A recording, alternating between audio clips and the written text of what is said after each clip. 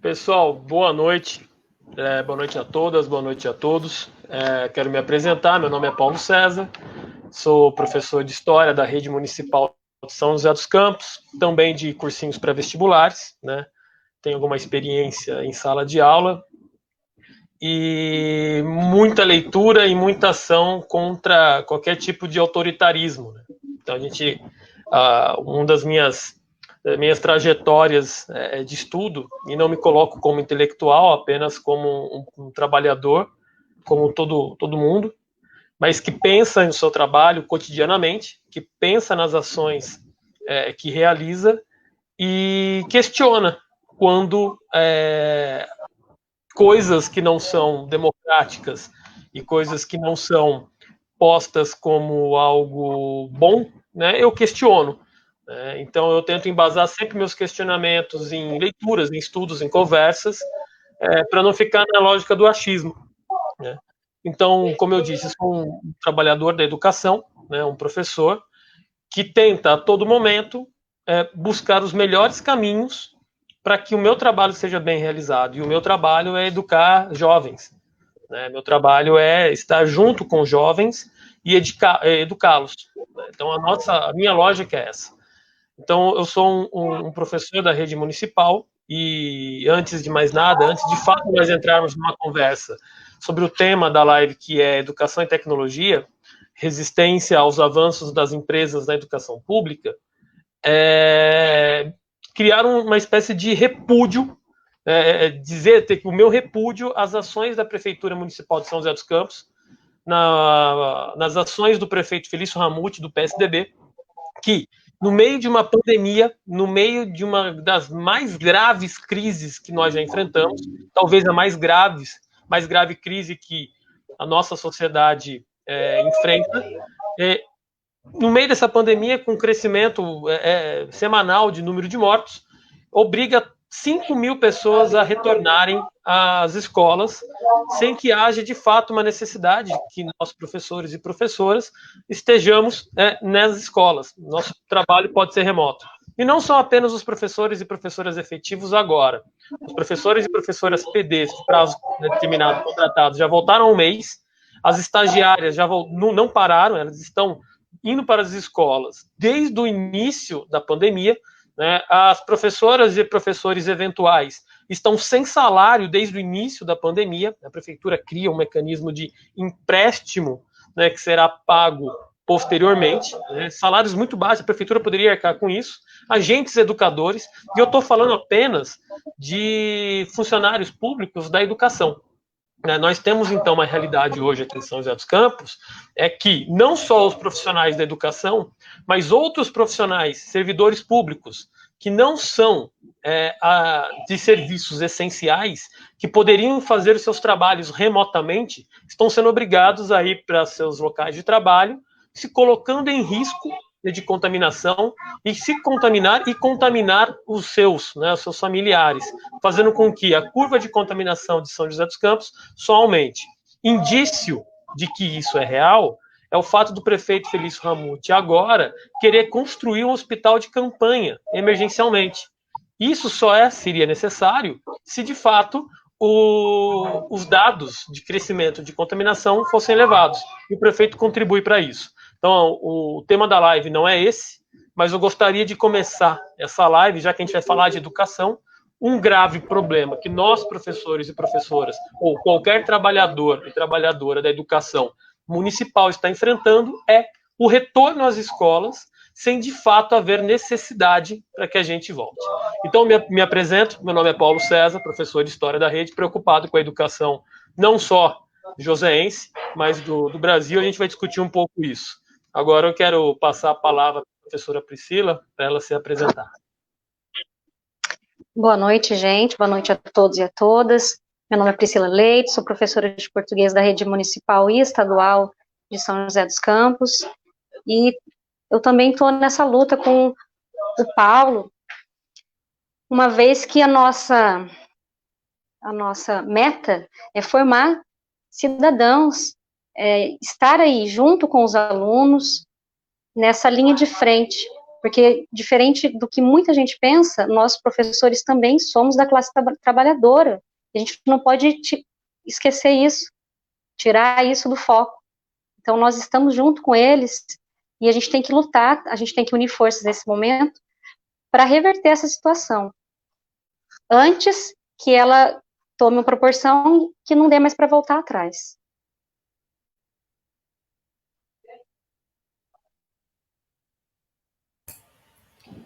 Agora eu queria passar a palavra. Eu não vou ser, e só para deixar claro, eu não vou ser mediador de nada aqui, né? Foi só um combinado rápido nosso para eu passar a palavra logo no começo. Mas a ideia não vai ser de tempo de fala, nada disso, vai ser só uma conversa mesmo, né, entre colegas, né, entre amigos, sobre a educação, né, e algumas questões muito importantes na nossa atualidade. Agora com você, Everton.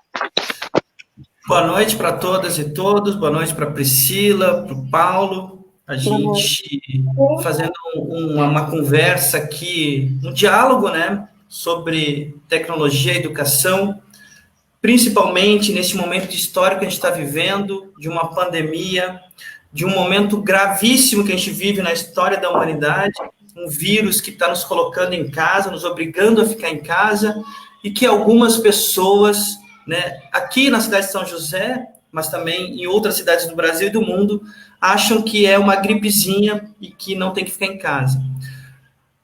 Empresários, governos autoritários estão se aproveitando dessa pandemia para empurrar um conjunto de políticas, né, que atingem a educação, que atingem a vida das pessoas, no sentido de construir ainda mais uma hegemonia, um controle sobre as pessoas.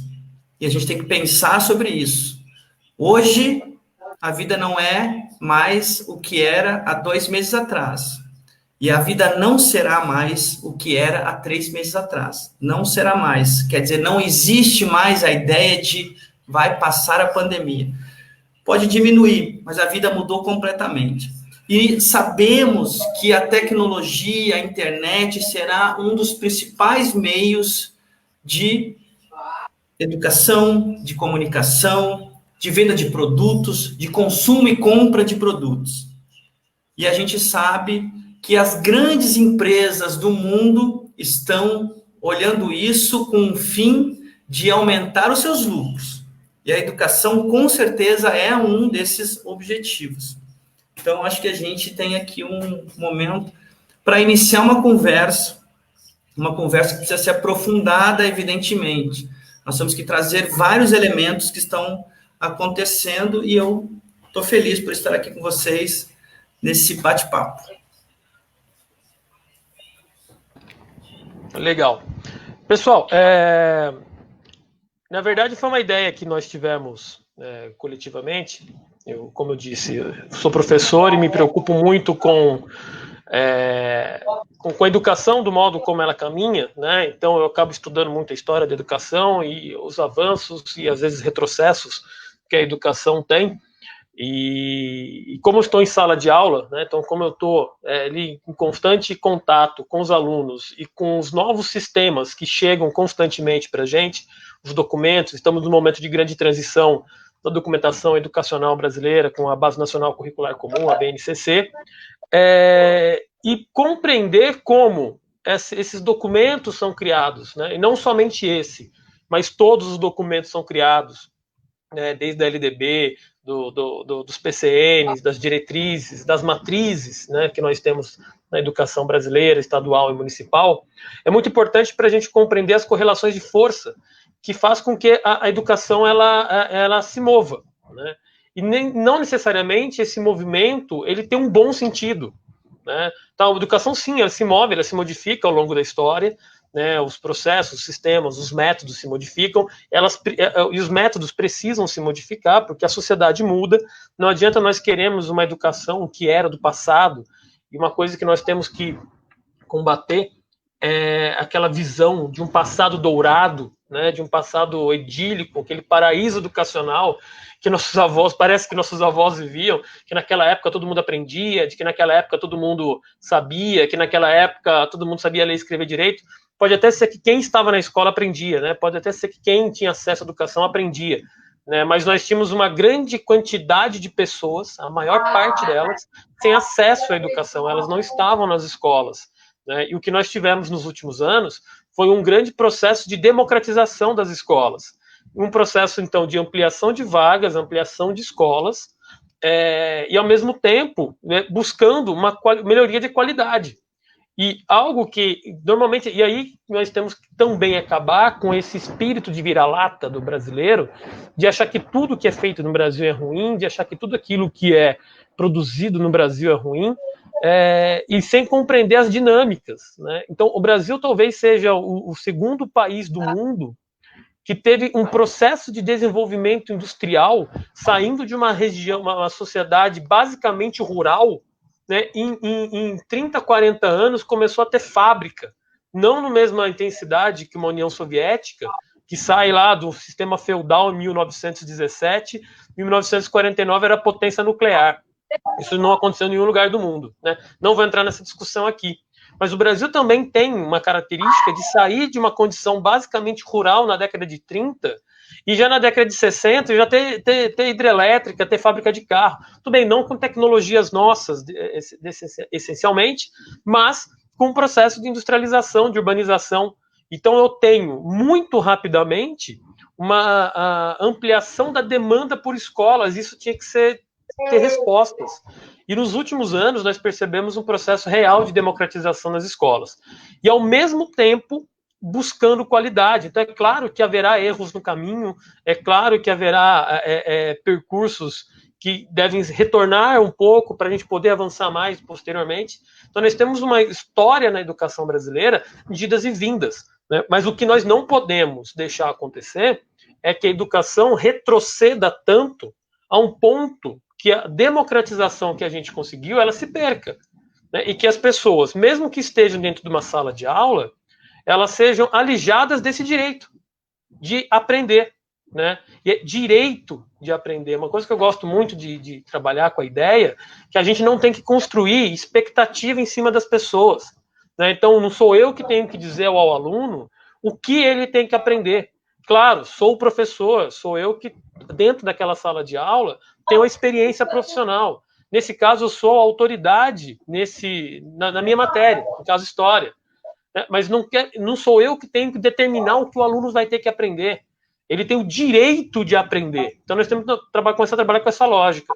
E ao longo dessa live, eu gostaria de trazer algumas ideias que não são minhas, né? Então, não fui eu que produzi essas ideias, mas são por meio de leituras, por meio de autores, de estudos que são feitos. Vou apresentar algumas coisas aqui hoje, né? Indicações de leitura para vocês. Indico fortemente que leiam e procurem coisas diferentes, até mesmo coisas que contradigam isso que eu vou dizer aqui hoje, para que a gente tenha um debate que seja rico, um debate que seja profícuo mesmo, de produção de ideias, né? Então não é uma imposição de ideias. Muitas vezes somos criticados de fazermos lives apenas com pessoas que concordam com a gente, mas é o nosso grupo, é a nossa bolha, mas estamos aqui online, né, para quem quiser nos questionar, né? Então, claro que não vai ter o mesmo alcance, porque não está ao vivo, mas está online, então a gente pode debater. Então, busco isso, né, que haja debate, mas com um debate racional baseado em estudos, né? Não é o cientificismo puro, mas a ideia de você ter uma ideia de educação que seja respaldada pelos seus pares. Então, nesse primeiro momento, é apresentar o quanto que é, e aí a ideia, e ao longo da live eu vou destrinchando essa ideia, do quanto que nos últimos tempos a educação pública ela vem sofrendo isso não só no Brasil, tá? Isso é um fenômeno mundial, e no Brasil muito forte. O quanto que a educação pública ela vem sofrendo ataques, e digo ataques, né, inserções, né, tentativas de confiscar o discurso da educação pública por empresas e instituições privadas. O Everton disse aqui já uma dessas empresas, né, que é um desses institutos, que é o Instituto Lehman, né, ou a Khan Academy, ou outras, como o Instituto Telefônica, e por aí vai, né, empresa Google, o quanto que essas grandes empresas gigantescas, elas, além do seu já tradicional público e produto, né, que vende, né, que oferece à população, nós temos o grande ataque dessas empresas à educação, né, oferecendo serviços. E daqui a pouco eu vou explicar o porquê que isso é complicado, né? Agora eu passo a palavra para um dos dois que queiram interagir aí, né? Depois a gente vai, senão eu vou monopolizar demais essa conversa. Professora Priscila? A gente está no Estado, a gente já está trabalhando com a Fundação Ayrton Senna, né, o Instituto Ayrton Senna, através do Inova, e a gente vê que é uma tentativa é um piloto, na verdade, que eles estão fazendo, né? É como se eles estivessem dando um curso para o professor, uma formação para o professor, mas, na verdade, o que ele está fazendo é um grande teste com todo mundo, né? Com a finalidade, realmente, de privatizar o ensino. Então, nós já estamos passando por isso no Estado, muitos professores ainda não se tocaram, não estão, né, dentro dessa realidade, eles acham mesmo, eles acreditam no potencial desse curso, desse Inova, que poderia ser uma ideia boa, sim, né, pode ser uma coisa a mais para os alunos, uma profissionalizante, enfim, mas que a gente sabe que não é isso, né, não é essa a intenção. A intenção é uma grande terceirização do setor da educação pública, do Estado, né, que é o que a gente já tem discutido há muito tempo, porém, muitos estão deixando para tomar alguma atitude realmente quando não tiver mais o que fazer.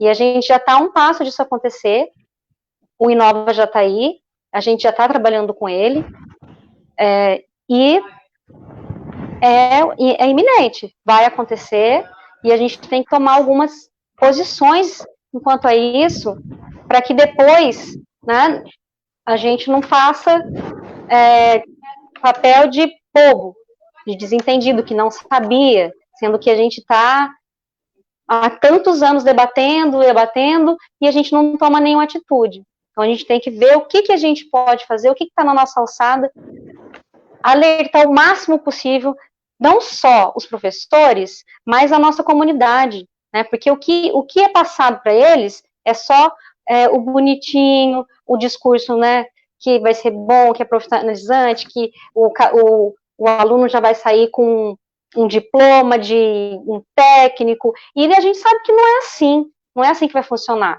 A escola onde eu trabalho ali, ela tem 6 computadores. Desses 6 computadores, 4 deles estão funcionando. Como que a gente vai dar uma aula de tecnologia numa escola onde nós temos 4 computadores funcionando, numa sala de aula que a gente tem 34 alunos, a menor sala a gente tem 34 alunos. Então, é um discurso muito bonito, mas que não é real, foge da nossa realidade.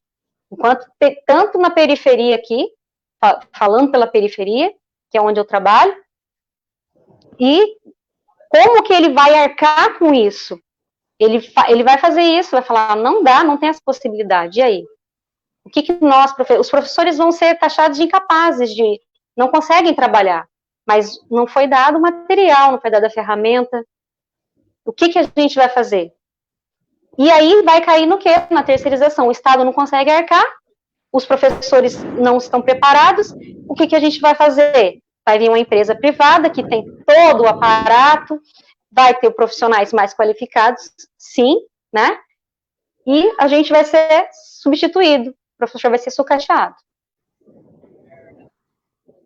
Perfeito, gente. Eu queria fazer uma colaboração, assim, em primeiro lugar, que a gente está vivendo um momento muito perigoso, né? Ao mesmo tempo que a gente está em casa se protegendo do vírus, tem pessoas na rua que estão espalhando vírus, como é o exemplo do presidente da República, como é exemplo do prefeito de São José dos Campos, que quer abrir o comércio a todo custo, e, ao mesmo tempo, tem empresas que estão tentando se aproveitar dessa situação. Eu queria mostrar para vocês aqui, para o Paulo, para o professor Paulo, professora Priscila, mas também para quem está assistindo, né, um pouco, né, do que um pouco do que é o perigo que a gente está vivendo. Às vezes a gente, enquanto gestor público, eu já trabalhei como gestor público no governo do Tarso Genro, onde a gente construiu um projeto chamado Gabinete Digital, que era de pensar o digital. Como é que a gente poderia pensar o uso das ferramentas digitais para ajudar a mobilizar mais pessoas, trazer mais informação para as pessoas. A gente fez uma parceria com o projeto do Uruguai. O Uruguai tem um projeto que é o mais avançado do mundo no aspecto de educação, que é o Plano Ceibal. Lá, eles não têm acordo com nenhuma empresa privada. Toda a tecnologia é desenvolvida pelo Estado e toda a tecnologia desenvolvida pelo Estado está em padrão aberto, ou seja, qualquer pessoa pode utilizar essas tecnologias. Uma vez que o Estado pagou, todo mundo tem que ter acesso. É como uma estrada. Se você constrói uma estrada, todo mundo tem o direito de andar naquela estrada. O dinheiro é público para construir estrada. Nas tecnologias também deveria ser isso. Se você pagou para desenvolver algo, o código não pode ficar fechado, tem que estar aberto para todas as pessoas utilizarem. E no Uruguai é assim.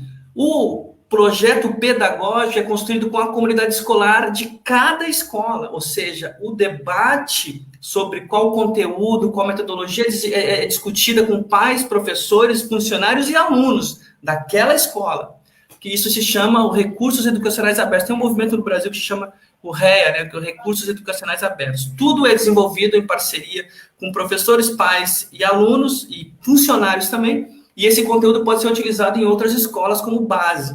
Ou seja, não existe uma padronização do conteúdo e nem do processo metodológico. E no Uruguai é assim. O Uruguai é um dos países mais avançados na área de tecnologia para a educação. Eles estão com meninos de 5, 10, 15, 20 anos desenvolvendo robótica, gente. É um negócio, é outro mundo, assim. E eu tive a oportunidade de conhecer isso bem de perto, a gente estabeleceu parcerias e, infelizmente, o governo Tarso Genro foi interrompido, a gente perdeu a eleição e, enfim, caiu tudo por terra. Hoje nós temos um fascista como governador do estado do Rio Grande do Sul. Mas eu queria mostrar para vocês o que é que essas empresas, mega empresários, pretendem, né? Só para a gente resgatar um pouco da história, que as grandes empresas, né, que financiaram o nazismo do Hitler e o fascismo de Mussolini. Aqui, vocês estão vendo aí? Vocês estão vendo aí a tela? Sim. Eu estou vendo. Tá bem. Então, aqui, esse post, gente, é no site do ipea.gov.br de 2014, quando os fascistas ainda não tinham tomado conta do Brasil, mas o post ainda está lá, que é um post do blog da Sinara Menezes na Carta Capital, né, que ela mostra como que os capitalistas financiaram o nazismo, o nazismo de Hitler e o fascismo de Mussolini. E a empresa, né, alemã IG Farben, que é antes da Bayer, depois virou Bayer, né, era a empresa que fornecia o pesticida Zyklon B, que é o cianeto de hidrogênio para colocar nas câmeras de gás para matar e exterminar os judeus, né? E aí tem todo o histórico aqui. Então, quer dizer, nenhum autoritarismo ele surge do nada. O autoritarismo sempre tem apoio de grandes empresas. O autoritarismo tem apoio de parte da população que apoiaram, né? No nazismo teve parte da população alemã apoiando. No Brasil, o fascismo do presidente Verme também tem gente apoiando e tem grandes empresas apoiando esse fascismo, muitas vezes sem saber.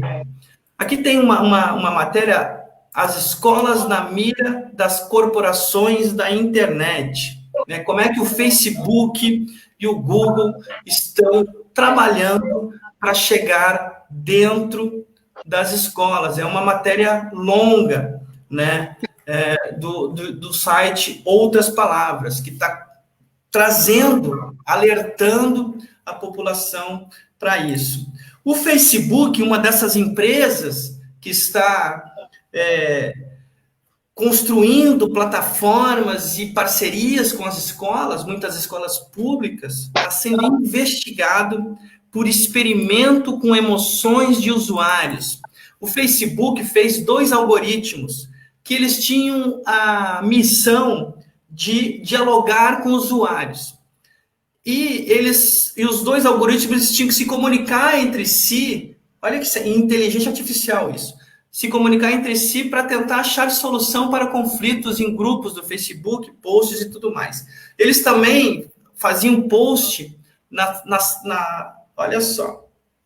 Eles faziam posts nos perfis dos usuários, sem autorização dos usuários, para saber como que eles iriam reagir àquilo que o post iria gerar. Ou seja, eles estavam promovendo emoções e também analisando as emoções das pessoas. E os algoritmos, em certo momento, começaram a desenvolver uma linguagem para acelerar a decisão deles própria, que os humanos que controlavam o algoritmo não estavam entendendo. Por isso, eles desativaram esse projeto. Mas o projeto do Facebook é promover emoções em usuários. O Google está sendo exposto hoje no Brasil por seus mecanismos de publicidade automatizada estarem financiando o fascismo do Brasil. Esse projeto, o Sleeping Giants Brasil, que é uma cópia, uma versão brasileira do que aconteceu nos Estados Unidos, eles entram nos sites de produção de fake news, promoção de ódio, né? E eles olham automaticamente quando uma empresa faz grandes anúncios, grandes valores em anúncios, automaticamente esse mecanismo do Google procura dentro dos sites que ele tem cadastrado quais são os sites que têm mais acesso. E aí ele joga a publicidade dessas empresas dentro desse site. E na medida que as pessoas vão interagindo com esses anúncios, o Google vai repassando parte desse dinheiro para esses sites. E o fascismo tem como sua fonte financiadora a produção de fake news, promoção de ódio e a publicidade associada. Então, o Banco do Brasil, gente, milhões do Banco do Brasil, dinheiro público financiando o fascismo no Brasil. O Ministério Público de Mato Grosso, o Tribunal de Contas do Mato Grosso do Sul financiando o fascismo e o autoritarismo do Bolsonaro, né?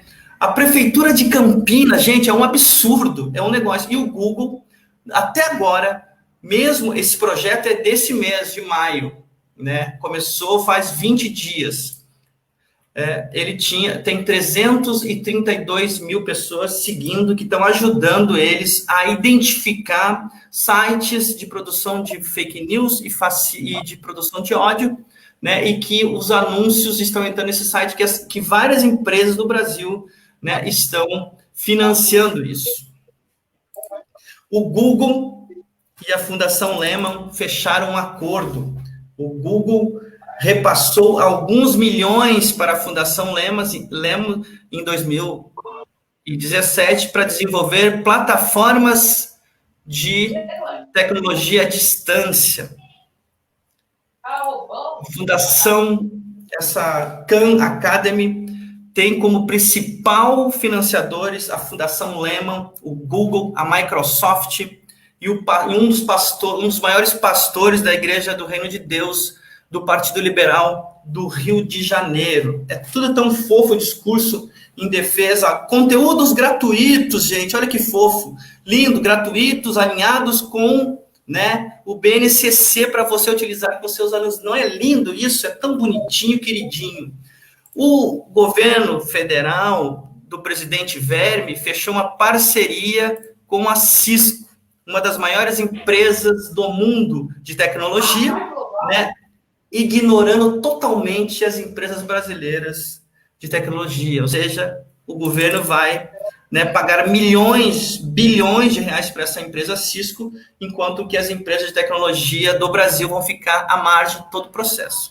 Então, se a gente não ficar atento, Facebook, né, Google, Khan Academy, Fundação Lehman, Esses caras vão tomar conta das escolas públicas e vão construir na prática o que é a escola sem partido, porque eles vão demitir os professores com seus conteúdos, né, e com seus algoritmos de inteligência artificial, vão demitir professores, os nossos filhos, os alunos e os filhos de vocês, e as filhas, as nossas filhas, vão dialogar com algoritmos, não mais com professores. O que está acontecendo, iniciando nessa pandemia, é a mesma coisa que aconteceu com os bancários. Os bancários foram substituídos por automação bancária, por bancos pela home bank. Os professores serão substituídos por algoritmos de inteligência artificial que vão conversar e tirar dúvidas dos alunos através da internet. O que nós vamos fazer sobre isso é a pergunta que eu deixo para finalizar minha fala. Então, pessoal, essa fala do Everton e com essas não denúncias, né? Porque tudo tá muito claro em sites públicos do próprio Ministério, do próprio governo, né? Em sites de reportagens que são muito acessados. E aí nessa lógica que eu quero seguir é de quanto que essas empresas elas são muito capilares, né? Elas estão espalhadas em muitos lugares, e o seu grande potencial, sua grande capacidade de construção de conteúdo, né? E eu vou aqui fazer a minha culpa, eu sou um usuário das ferramentas do Google, né? Gosto muito de utilizar, mas sabendo que ao utilizar essas ferramentas, eu estou fornecendo informações da minha prática pedagógica, do meu conhecimento histórico e educacional, pedagógico, para o Google poder produzir seu conteúdo. Não que ele vai usar definitivamente o meu conhecimento, não é isso, não estou dizendo que eu sou o suprassumo das práticas pedagógicas, mas o volume de informação produzido por professores no mundo inteiro faz com que o Google tenha um banco de dados de conteúdos educacionais que lhe permite construir conteúdos, práticas e métodos, e depois fazer com que esses conteúdos sejam fornecidos para a educação pública e para as escolas do modo geral. E aí que entra um outro detalhe que para mim é fundamental, né? É muito importante. Não necessariamente esse conteúdo que o Google vai fornecer, ele é um conteúdo pago. Muitas vezes ele vai fornecer isso gratuitamente. De onde que... Por que o Google oferece isso gratuitamente, né? Por que o Google ele vai oferecer essas ferramentas gratuitas? Então, como eu já disse, além de construção de banco de dados, ele também tem a lógica, aí não é apenas o Google, não é apenas o Facebook, são todas essas instituições. E não necessariamente só as instituições, também não podemos simplesmente direcionar a nossa crítica a esses indivíduos, donos, né, acionistas, né, ou empresas, mas há toda uma lógica econômica mundial vinculada às lógicas neoliberais. E aí que eu entro na minha fala falando do discurso hegemônico que a educação mundial vem determinando todas as escolas, um sentido único da educação, que é o hegemônico. Então, coloco aqui um exemplo que é da competitividade. A defesa à competição, a defesa ao alto rendimento, a defesa aos índices maravilhosos, né? A busca por índices muito grandes. Então, aqui a gente pode citar vários exemplos, como a Coreia do Sul, onde todos os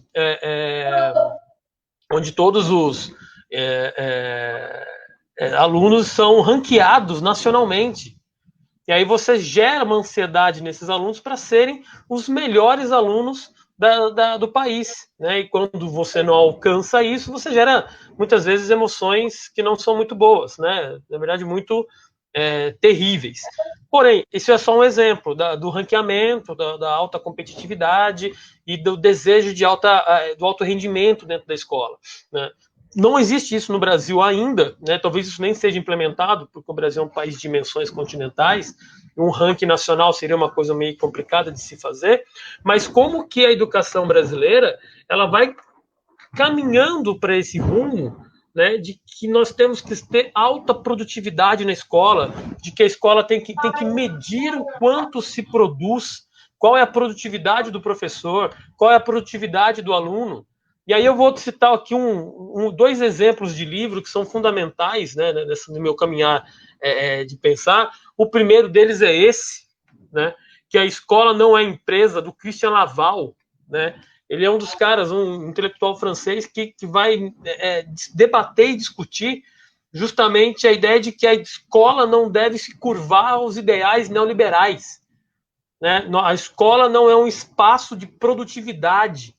A escola não é um espaço onde o aluno tem que entrar de um jeito e sair do outro da maneira que eu decido, né? Ou que o sistema decida como ele tem que sair.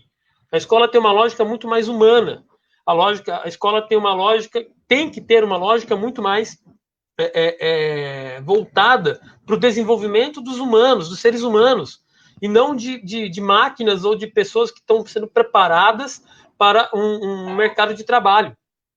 Porque essa é a lógica, né? Desde muito tempo, a escola serve, né, para o mercado de trabalho, para formar para o mercado de trabalho. Claro que todos os alunos, eles estão estudando, e é um caminhar normal da humanidade, da maneira como nós estamos formados, né, como o nosso mundo é que a gente caminhe, de fato, para o mercado de trabalho. Mas a escola tem que ser muito além disso, porque a escola, ao preparar para o mercado de trabalho, ela assume apenas o papel de treinamento.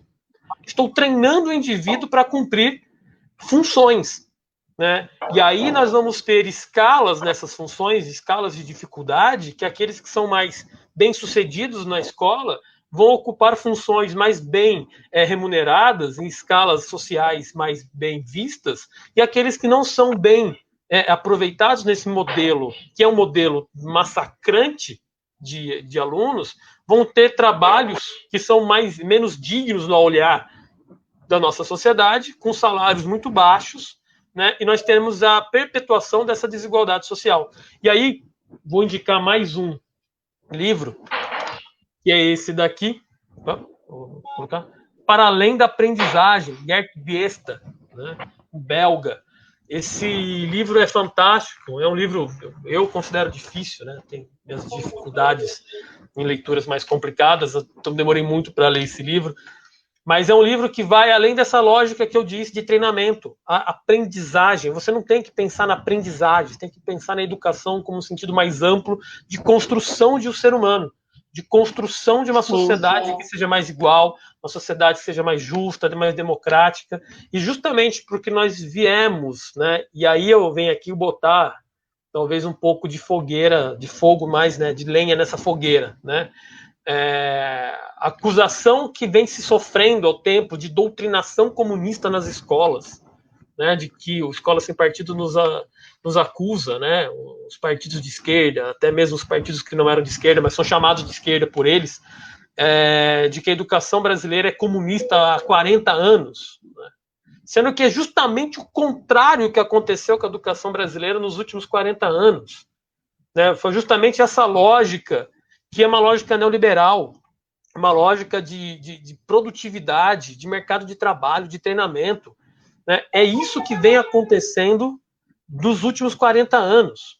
Né? Muito longe da gente conseguir doutrinar alguém, mesmo porque eu não acredito na possibilidade de se doutrinar alguém dentro da escola. Né? Então, esse livro, né, que faz parte da minha formação intelectual enquanto professor, enquanto educador, é dizer que a educação vai muito além, né, do simples da aprendizagem, do treinamento, né, do aprender para fazer. Né? Então, a gente treina dentro de uma fábrica para exercer uma função específica numa linha de produção. Né? Isso numa fábrica, uma montadora, por exemplo, de carros. A educação tem que ser muito além disso. Né? Então, nós temos que fugir dessa lógica de aprendizagem, a gente tem que fugir dessa lógica de produção, de produtividade e de entrega de um determinado conteúdo ao final da linha de montagem, que escola não é linha de montagem. Então, a escola é uma coisa muito mais ampla, nós temos que discutir uma escola que seja de fato libertadora, uma escola que seja de fato construtora de uma sociedade democrática, né, e que seja livre. E sim, onde eu possa ter embate de ideias, onde os pensamentos da direita possam estar presentes, mas com espaço semelhante ao espaço da esquerda. Né? Então, a educação ela não é neutra. E aqui eu vou citar Paulo Freire, talvez quem esteja assistindo, todo mundo apoie, mas pode ser que alguém seja contra. Né? A educação ela não é neutra. né, a educação ela não pode ser neutra. Ela não é neutra porque ela é humana, ela é política, né? E toda ação humana é política. Então não há como ter neutralidade. A educação é um ato político. Educação, viver é um ato político, Everton. Viver, cara. O que a gente está fazendo aqui hoje é política. Aconteceu hoje na Avenida Paulista é político. Eu sair dessa live depois de cuidar dos meus filhos vai ser político. Quer dizer, tudo é político, cara. É importante lembrar que quando a gente fala que a gente está construindo uma sociedade, que a gente está formando cidadãos, né? Cidadãos, a gente tem que pensar que não é o médico, não é só o advogado, né? Porque a gente deixa, o que você falou, Paulo, que a gente cria, né, essa ansiedade no aluno, num menino de 15, 16 anos, num adolescente, que é cruel, é injusto, porque a gente sabe que a maioria não vai ter essa oportunidade, não vai ter o mesmo benefício de estar numa universidade boa. Impossível, né? Se a gente conseguisse 50%, é muito. Então, a gente tem que pensar que o cidadão não é só o médico, não é só o advogado, não é só o engenheiro. A gente tem que fazer eles acordarem para isso também, que a gente depende de todos os setores da nossa sociedade. Então, é importante eles terem essa visão, que desde o cara que vai ali, que corta a grama, o cara que pinta lá o meio-fio, ele tem que ver que isso também é a base da sociedade. E não é só feita do alto escalão, que é o que muitas vezes, né, eles sentem. A gente trabalha na rede municipal com a grande pressão de passar na escola da Embraer. Então, às vezes, muitos alunos, a minha sobrinha estudou na escola municipal, e quando ela não conseguiu, ela falou: tia, a minha vida acabou. E a gente sabe que não é assim, né? Não existe só um caminho. Então, a gente tem que desmistificar muitas coisas ainda quanto à formação de cidadão. Que a gente pensa que quando a gente forma, tá na escola, quando eles estão estudando, tá formando cidadão, mas o cidadão independe do diploma que ele tem ali.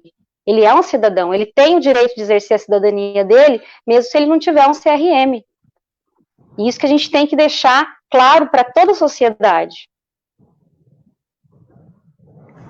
Perfeito. Eu acho que alguns anos atrás, no debate sobre a reforma universitária, mobilizou muita gente, né, a gente alertava de que a universidade pública que investir em pesquisa, que investe em grandes laboratórios de pesquisa, né, que é a universidade pública que investe em pesquisa no Brasil, não são universidades privadas, né, mas as universidades públicas investem em pesquisa, pagam os professores faziam as suas pesquisas e faziam acordos com as empresas para patentear o resultado das pesquisas, né? Ou seja, você tem uma universidade pública no Brasil, você tinha uma universidade pública que financia pesquisa, financia a produção de conhecimento, mas o conhecimento ficava patenteado.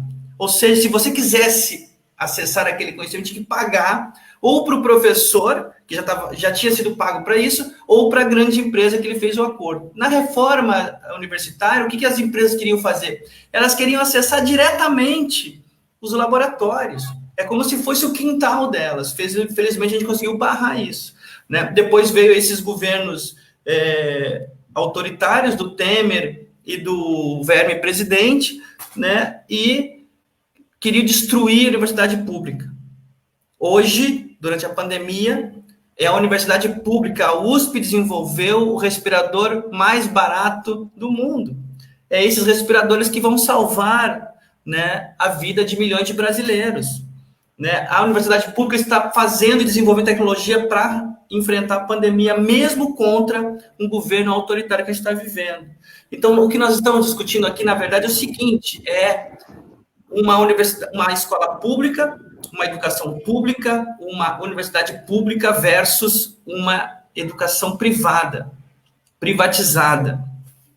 Os neofascistas autoritários deste governo federal tentaram impor a escola sem partido e perderam. Felizmente, o Supremo Tribunal Federal, né, disse que é ilegal qualquer tipo de lei que imponha o não debate político nas escolas, seja o debate sobre a questão de gênero, sobre a questão racial, que os caras não queriam debater isso dentro da escola, gente, porque eles querem que o fascismo prevaleça. É a militarização da escola pública. O que os caras estavam pretendendo era militarizar todas as escolas. Você impede o debate político, você impede o debate racial, você impede o debate de gênero, porque você quer militarizar as escolas. Esse era o objetivo da escola sem partido, que, na verdade, é uma escola com partido militarizado. Na verdade, é uma escola autoritária que eles estavam querendo construir. Sim. Nós ganhamos e nesse doutrinadora. debate. Doutrinadora. Aí a gente cai, sim. Isso, nós ganhamos. A gente cai nesse conceito que... Diga, pode falar. Perdão, pode falar. Não, o que eu estou dizendo é o seguinte, agora com a pandemia, eles vão voltar com esse negócio. Eles estão voltando, porque agora eles não precisam mais de lei. Nós estamos desavisados.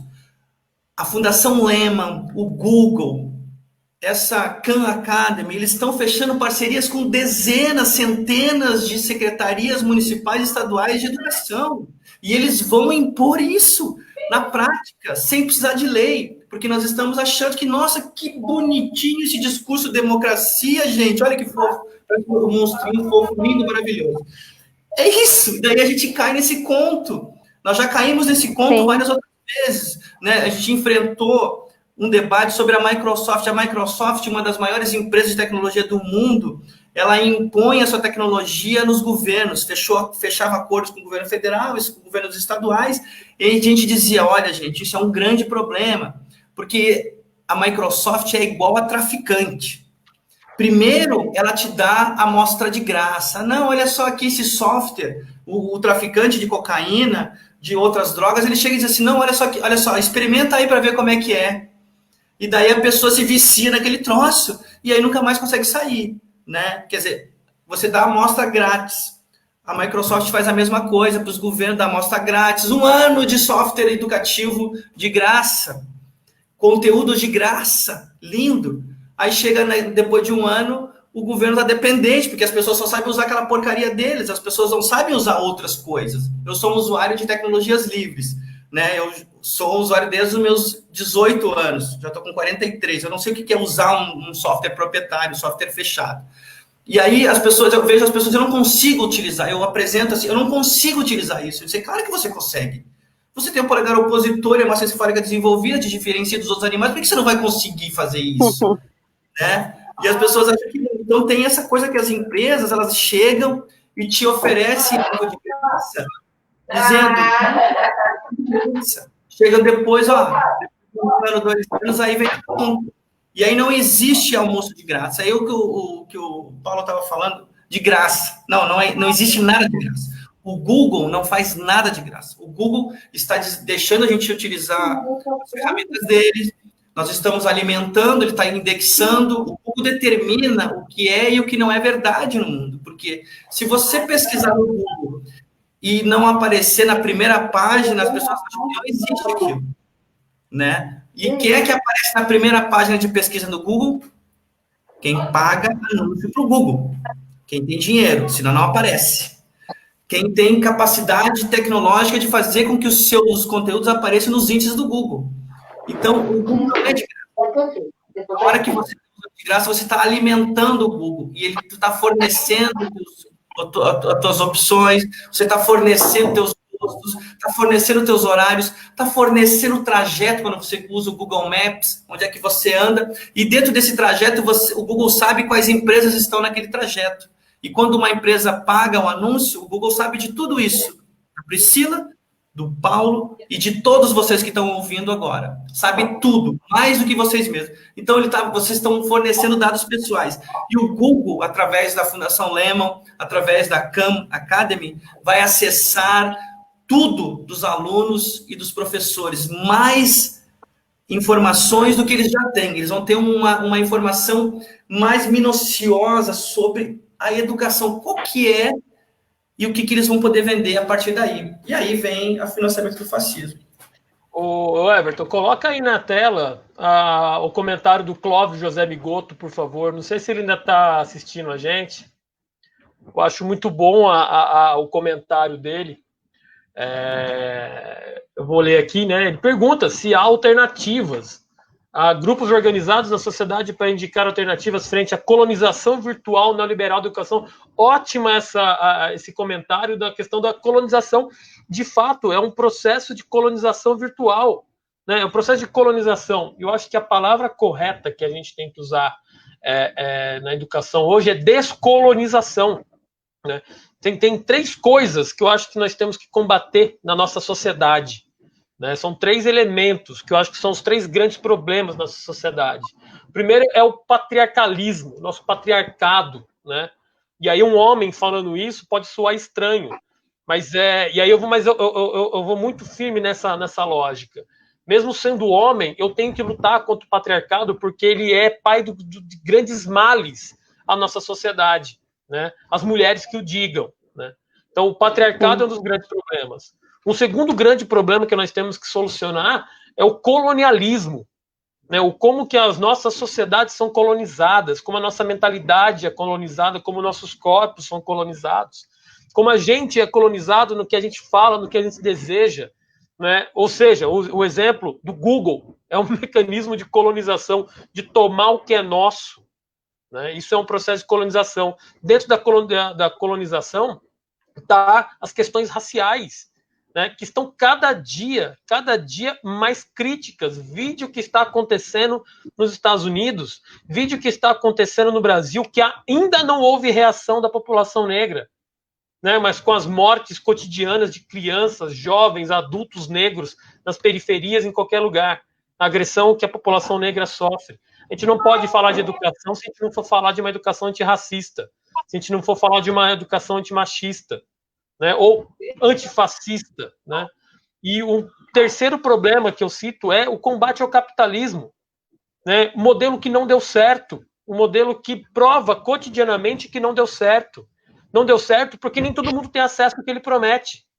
Eu seria um defensor do capitalismo que, se o que ele promete todo mundo pudesse acessar, eu seria um capitalista.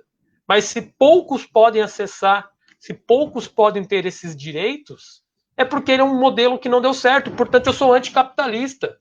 Portanto, eu tenho que ser anticolonialista. Eu tenho que ser antipatriarcalista. Então, se eu sou um educador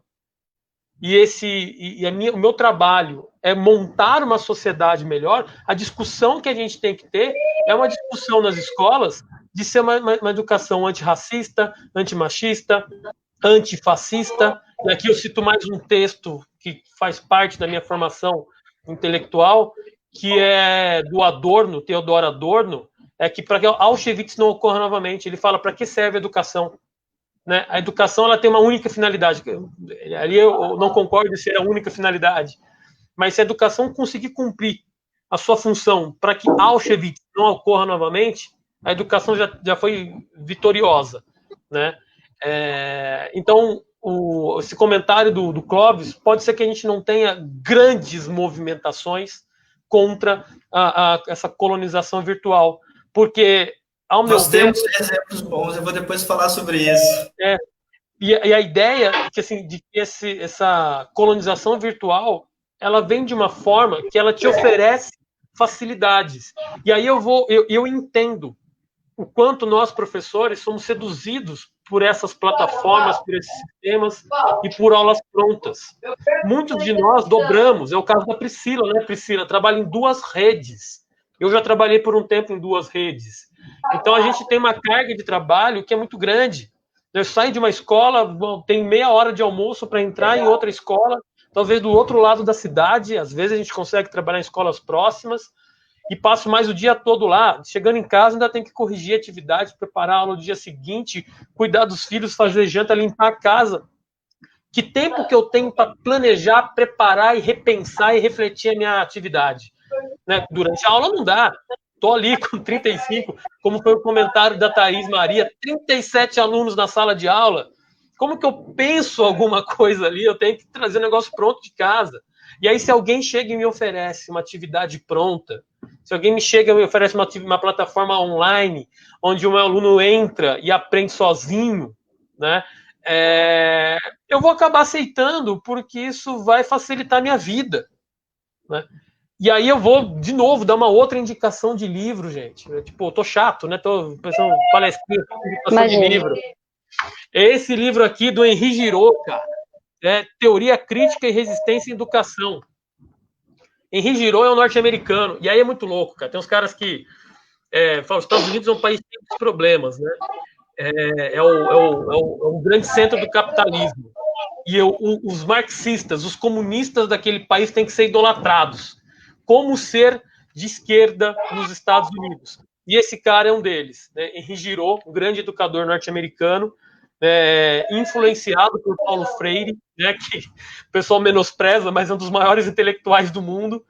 E o Henri Giraud tem uma linha de raciocínio, claro, ele trabalha com uma série de coisas, mas uma das coisas que eu acho primordial, aquilo que eu sempre lembro disso, e quem me conhece sabe que eu sempre defendo isso: o professor é um intelectual.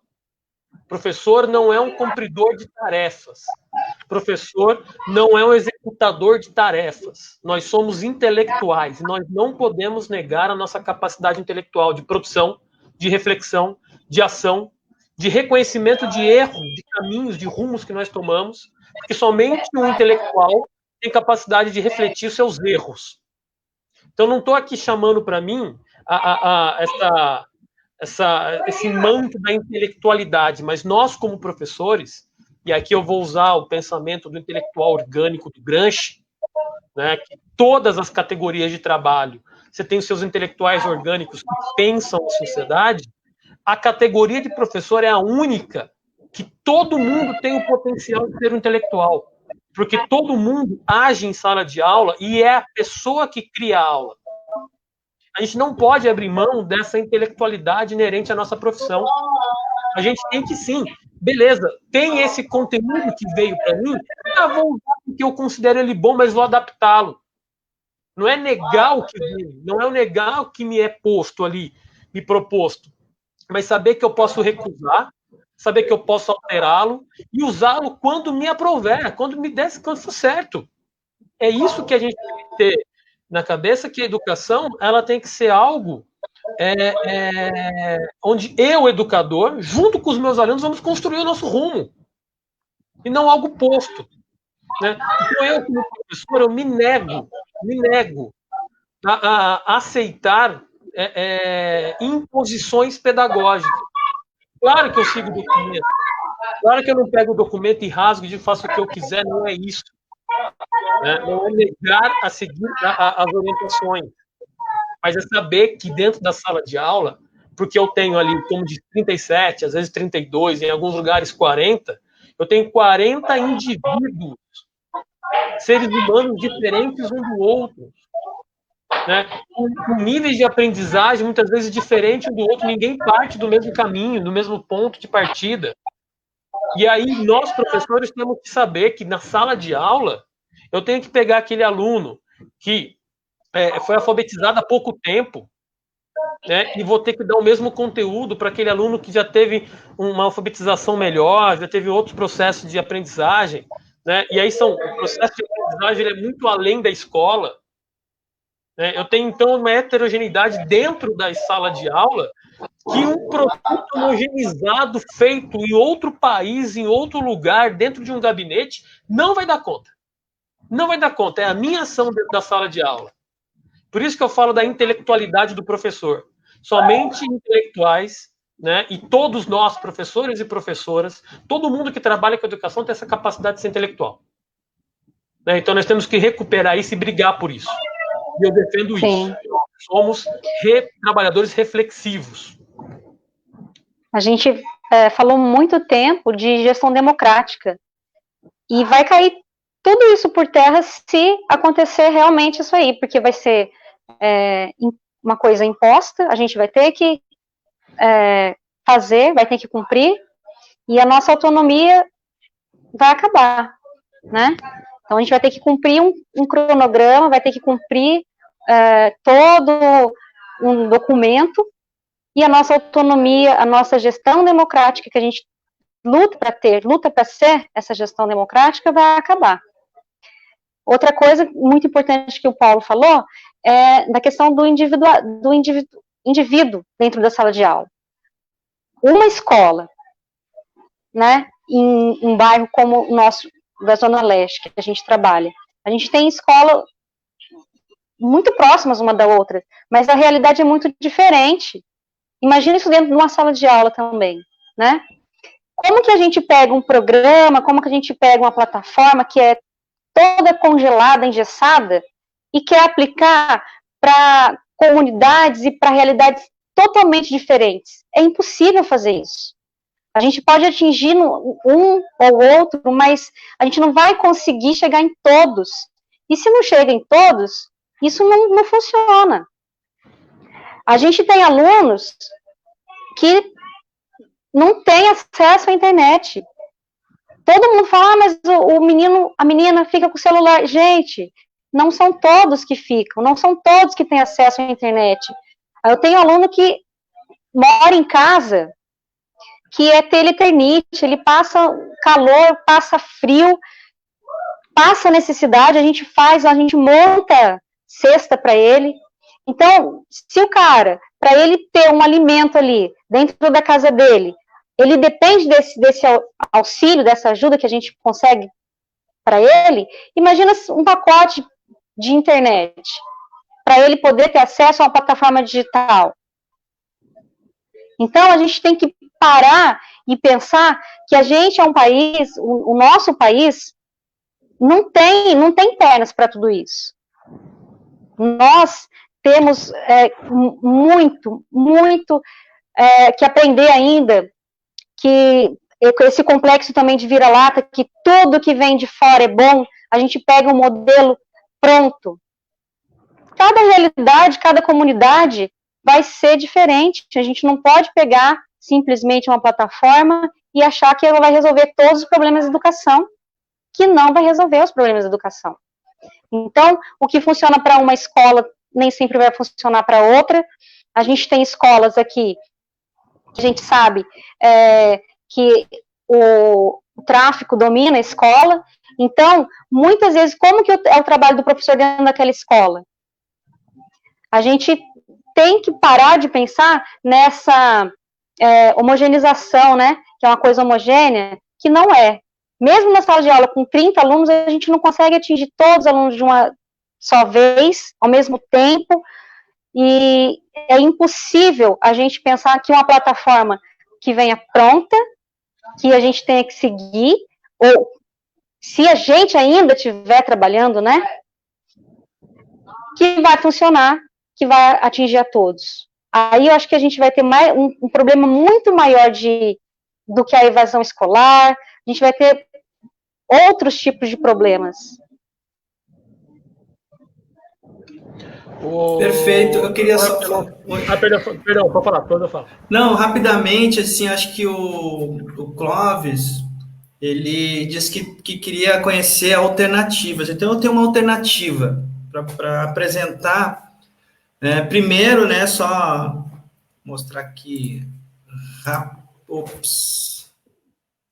aqui, tá. Primeiro é o seguinte, né, acho que essa alternativa que eu vou mostrar tem a ver muito com Paulo Freire na pedagogia da autonomia, tem a ver com o que a professora Priscila está falando, né, dessa coisa de transformar a educação em algo padronizado, algo hegemônico, como se a educação, o conteúdo fosse igual para todo mundo, sem considerar nenhum, né, sem debater com a comunidade escolar daquela escola. Então, essa, né, hegemonia já foi destruída, né, pelo grande Paulo Freire, um dos maiores educadores do mundo, referência no mundo, uma das maiores referências de educação no mundo, o patrono da educação brasileira, que o autoritarismo do presidente Verme presidente, quis retirar esse título, né, do Paulo Freire. Mas o Paulo Freire dizia na pedagogia da autonomia: ninguém é sujeito da autonomia de ninguém.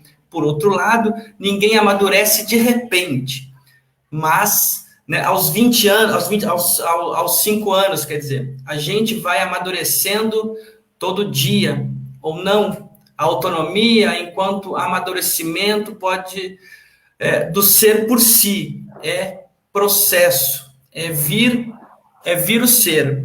Então tem essa coisa do Paulo Freire que eu acho que a gente tem que levar isso, né, tá sempre lembrando disso, né, porque às vezes parece que essa coisa da hegemonia que o Paulo e a professora Priscila estão falando, né, que está desconsiderada completamente, porque eles querem pôr um padrão, quer dizer, a Academy, essa Khan Academy, ela fornece conteúdo para 180 países.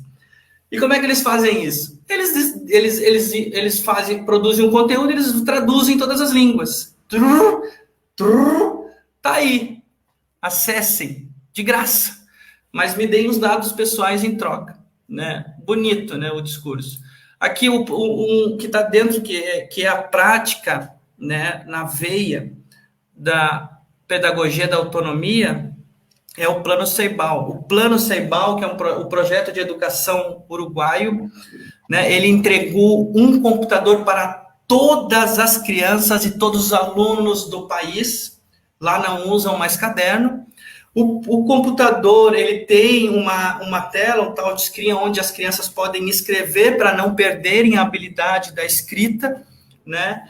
E os conteúdos, todos, eles são produzidos a partir do conceito do REA, que é o Recursos Educacionais Abertos, ou seja, todo o conteúdo é produzido daquela escola, e isso vai sendo compartilhado de uma escola para outra, é construído com participação dos alunos, professores, pais e funcionários, ou seja, toda a comunidade escolar. Imaginem vocês, um aluno, sabendo que o seu conteúdo também é ele que construiu. Que é isso que a professora Priscila falou. Quer dizer, você tem um conteúdo que não tem nada a ver com a vida das pessoas ali, né? Qual é a atração das crianças? Quantas crianças vocês acham que hoje querem estar na escola? Poucas crianças querem estar na escola por causa disso, por causa de uma imposição, né? De um autoritarismo, tanto do professor, às vezes é obrigado, né? Já tem 40 alunos dentro de uma sala de aula. O professor cortar rapidinho. Só para falar exatamente dessa tua ideia, da sua Priscila, da tua ideia, né, dessa construção de conteúdos que sejam mais próximos, que é uma das discussões da educação antirracista. Então, a gente tem a produção de conteúdos que são dentro do modelo hegemônico de sociedade, que é um modelo branco, masculino, heteronormativo, né, e cristão. Então, qualquer pessoa que fuja dessa configuração, ela não é contemplada, né? E a ideia da representatividade, né? A ideia da representatividade que é muito importante na educação também. Então, se tiver algum aluno meu aí me assistindo, né, vai lembrar que eu levei vocês para assistir o Pantera Negra, o filme Pantera Negra no cinema. Pô, a produção cinematográfica da Disney é superprodução para vender produto também? Mas esse filme eu considero fantástico, cara, porque assim, ele insere no mundo do cinema e na cultura popular, né, dos jovens um personagem negro sem estereótipos. Né, uma discussão de que o negro é o máximo também, cara. Tipo, o negro é incrível. E aí, para mim, tem várias cenas incríveis nesse filme, mas para mim a mais legal de todas é a última fala dele com um garoto lá nos Estados Unidos, né? Quem é você? E ele ri. Porque a ideia de identificação, porque agora um garoto negro vai poder brincar de super-herói e não vai precisar ser o Thor, cara. Não vai precisar ser um homem loiro. Tem um personagem negro, bom, foda, forte pra caramba, né? Então essa é a lógica que eu vejo da produção de conteúdo, que não necessariamente tem que ser eu que vou produzir, eu posso usar outro, mas seja um conteúdo que dialoga com o meu público.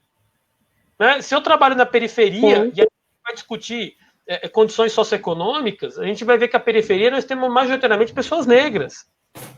E aí eu vou pegar modelos educacionais europeus, suecos, né, com personagens brancos e loiros de olhos azuis, pode ter uma ou duas meninas ou meninos na sala que tem esse perfil, enquanto isso destoa a realidade. E aí que a gente usa aquela fala maravilhosa da Chimamanda Adichie no TED, né?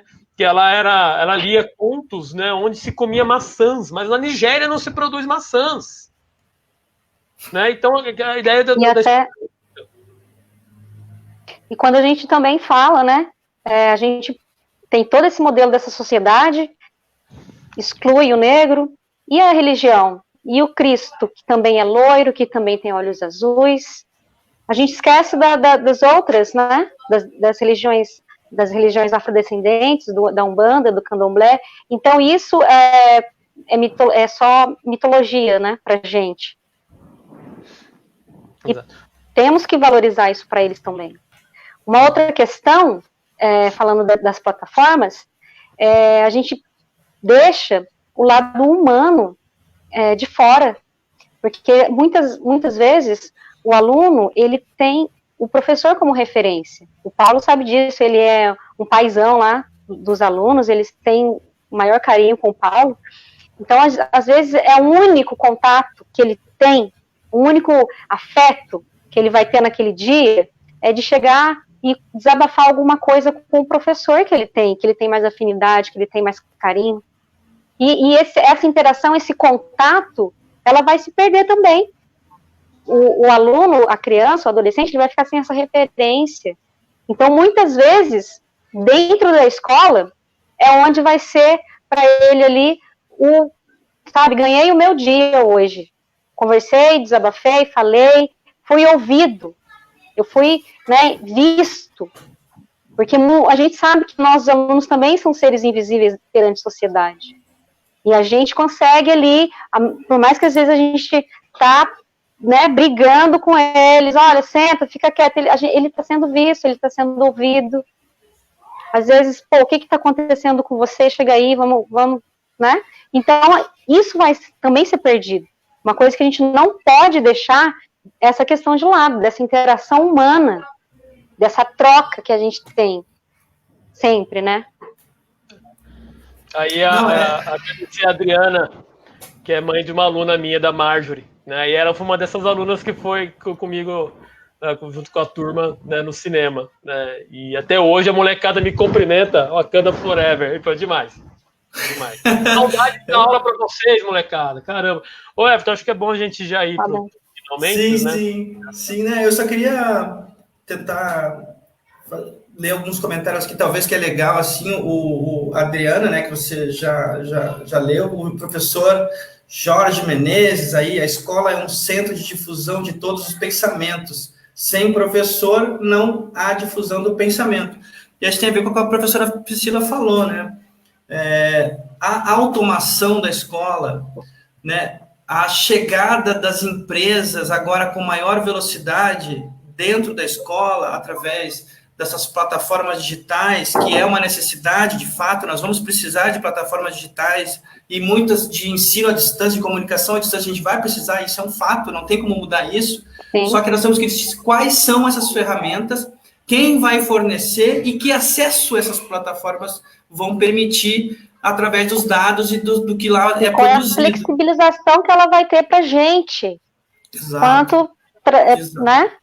Exato, e que ela não pode, em hipótese alguma, ser algo que vai permitir a demissão de professores, porque é isso que a professora está falando, né? Quer dizer, eu trabalho com comunicação digital, e eu sei o quanto que é importante esse contato, por exemplo, pela internet agora, o contato em vídeo, mas o contato presencial, por causa desse vínculo, o vínculo que a gente constrói com as pessoas, num relacionamento, qualquer tipo de relacionamento, para você construir um vínculo, ele tem a ver com uma presença física, né, de olhares, de expressões, que a partir dessa, que é mais uma prática do que falar. Vocês imaginem o que vai ser uma escola mediada por algoritmos, onde as crianças vão ficar assistindo coisas e dialogando com máquinas, que não vai ter presença física, que não vai ter gente falando, que os tons de vozes são todos iguais, né? Tipo, você não tem professores negros, professoras mulheres, professores gays, você não tem isso, você tem máquinas, e acabou. Então, a diversidade, a diferença e essas referências que a professora Priscila falou, acaba com a automação das escolas, e o objetivo principal das grandes empresas, Google, Microsoft, Fundação Lehman, Khan Academy, tudo isso, gente, tudo isso é a automação da escola, demissão de professores, criação de conteúdos padronizados, desconsideração total sobre o que pensam alunos, professores, pais e funcionários de uma escola num determinado território. Quer dizer, a ideia de território não vai existir mais. O que eles querem acabar é a padronização digital. Não existem mais territórios. Não existem realidades territoriais. E nós sabemos que para qualquer ser humano na face da Terra existe a referência territorial. Se você não tem uma referência territorial, você, enquanto humano, pessoa, não tem uma referência no território, você torna-se uma pessoa doente. As pessoas adoecem quando elas não têm referências territoriais. As pessoas adoecem quando elas não têm referências em outras pessoas. Referências, evidentemente, a gente sempre vai ter, de um jeito ou de outro, para o bem e para o mal. Né? Mas isso é algo que a automação das escolas, que é o mesmo caminho da automação bancária. Eles estão fazendo isso, e eles estão acelerando com a pandemia. Vai caber a nós ter a capacidade de construir algo crítico, né, para a gente se levantar rapidamente quanto a isso e barrar esse negócio, porque a Cisco, o governo federal, tá todo mundo, cara, tá um absurdo. O negócio chega assim, nossa senhora, eu vou ser engolido por isso amanhã. É isso. E aí acho que eu vou fazer minhas considerações finais aqui. Essa ideia mesmo de você ter uma educação que vá para além da produtividade, uma educação que vai para além das relações não pessoais, das relações mecânicas, como essa que o Everton falou, que vai ser essa lógica, né, de um processo capitalista produtivo, né, e de exclusão daquele que não produz, daquele que não se adapta, daquele que não se adequa, né? Então, é o marginalizado, é o periférico, é o povo negro, é o LGBT, são as mulheres, né, que não se submetem às vontades dos homens, né? São os homens que não se submetem à vontade da maioria dos homens, né? Somos nós que sei lá, lutamos por uma sociedade que seja justa, seja democrática de fato, né? E aqui vou deixar mais uma indicação de leitura. Esse livro aqui é demais, ele é de cabeceira, chama Educação para Além do Capital, né, do Tzvetan Metzaro, que é um intelectual marxista que faz uma análise ferrada sobre o capital e o quanto ele é um modelo falido, né? Só que ele é falido, mas ele se nega a morrer, né? É o falido que deixa a sociedade cada vez pior, né? E nós vemos isso todos os dias, né? E eu acredito muito fortemente que a educação não é o único lugar do mundo onde a gente pode fazer mudanças. Eu acho que a rua é tão importante ou mais do que a escola, né? A rua que eu digo é a ação na rua, em contato com as pessoas, mesmo em tempo de pandemia, né? Mas hoje nós vimos, né, na Avenida Paulista uma ação incrível, né, das torcidas organizadas do futebol de São Paulo, que mesmo sendo demonizadas pela imprensa, mesmo sendo achincalhadas pela imprensa, sempre se demonstraram, na sua maioria, defensoras da democracia, e hoje foi um grande exemplo. Não deixar que o fascismo ganhe força, né? E eles foram para a rua. Eu acho que mesmo nesse período de pandemia, é claro, defendemos o isolamento, né, mas os fascistas estão na rua, e aí não podemos nos calar. E a educação que eu quero, né, participar da construção dela, e a educação que eu quero que os meus filhos tenham, e que os filhos das outras pessoas tenham, que seja uma educação que construa uma sociedade democrática, justa, né, que não pense na diversidade como algo quantitativo, qualitativo, mas sim como uma grande soma de tudo que é diferente na sociedade, e aquilo vai fazer com que a gente cresça, né, que a gente olhe para o outro e perceba que o outro é diferente, e isso é bom. Né? Então, é esse tipo de educação que eu quero participar da construção. Nós não temos uma educação para isso hoje. Apesar de tanta gente dizer isso, né, tantos intelectuais, tantos pensadores dizerem isso, de tanto dizer que o Paulo Freire destruiu a educação brasileira, mas Paulo Freire nunca foi implementado no Brasil. A educação brasileira, ela não é freiriana, né? Antes fosse, né? O meu sonho é que a educação brasileira siga as lógicas do Paulo Freire. Quem sabe um dia a gente saia desse buraco, né? Então eu queria agradecer a todo mundo que teve paciência, né, de escutar as nossas indignações, nossas ideias. Muito obrigado e até uma próxima live. Também quero agradecer a todos. Gostaria que vocês continuassem refletindo sobre isso, que não parasse por aqui, né? Que não seja essa hora que a gente ficou juntos aqui, que ela não acabe por aqui, que vá daqui para além. Obrigada, valeu.